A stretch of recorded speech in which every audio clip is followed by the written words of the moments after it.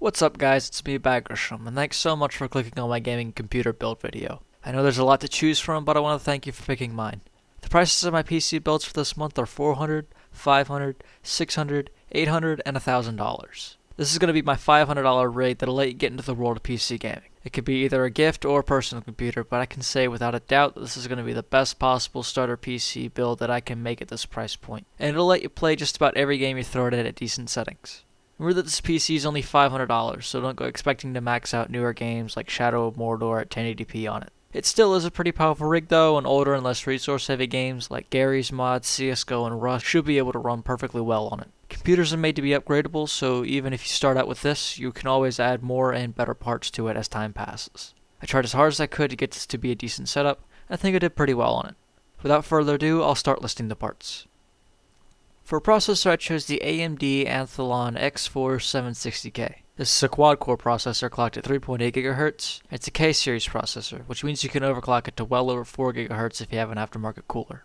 If you don't plan on overclocking, or you have no idea what overclocking is, it's still perfectly fine at stock settings. But if you do want to pay a little bit extra for an aftermarket cooler to bump up your speeds, or just to keep your PC a little bit cooler, I'll leave a link in the description.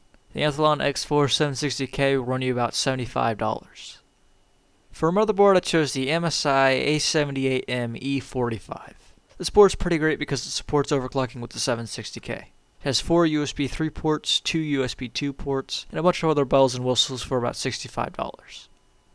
For the graphics card, I chose the Gigabyte Radeon R9 270. It's an excellent 2GB card that runs games like Skyrim, Minecraft, Sleeping Dogs, and Bioshock Infinite at max settings at 1080p.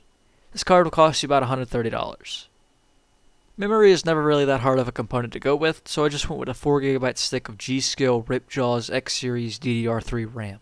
It's rated at 833 MHz, which is plenty for your games and some multitasking. It's easy to pick up a second stick if you really want to get 8GB later on, but the price for this 4GB stick of RAM is about $40.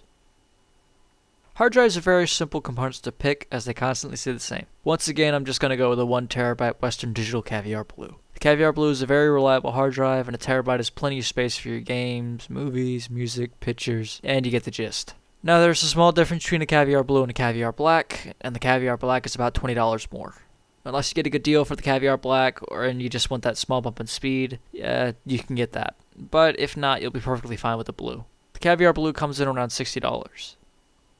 Now up next is the power supply, and in my opinion, it's the most important part of any build, mainly because you need power to run your system. Remember to never be cheap when you're picking out a power supply, because poorly made PSUs can short out and it'll catch your PC on fire. So make sure you pick a good quality supply over a good sale price. My recommendation is the Corsair 430 watt power supply. 430 watts is plenty for this build, and it can still be used to upgrade your computer later on. It's also 80+ bronze certified, which means it's a high quality power supply, and it can actually help you lower your power bill. It's also modular, so you can take out any cables you don't need. If you plan on upgrading your graphics card in the future though, you will need more power, but this PSU should be able to run what you need. You can get it for around $40. Optical drive and PCs are really becoming outdated, unless you want a Blu-ray drive and you use CDs. I've had my computer now for years, and I've only used the optical drive about once to install the operating system and burn, I think, 2 CDs. Now I just went with a cheap yet reliable reader and burner, which is a Samsung. It's a simple little drive, and it'll only run you about $15. Finally is the case, and once again this is where your own personal opinions or just your cheapness will come in.